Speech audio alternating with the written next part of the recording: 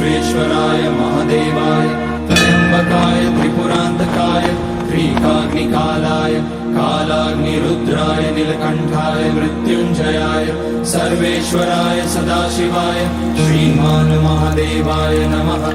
ओम नमः शंभवाय च मयोभवाय च नमः शंकराय च मयस्कराय च नमः शिवाय च शिवतराय च। ओम त्र्यंबकं यजामहे सुगंधिं पुष्टिवर्धनम्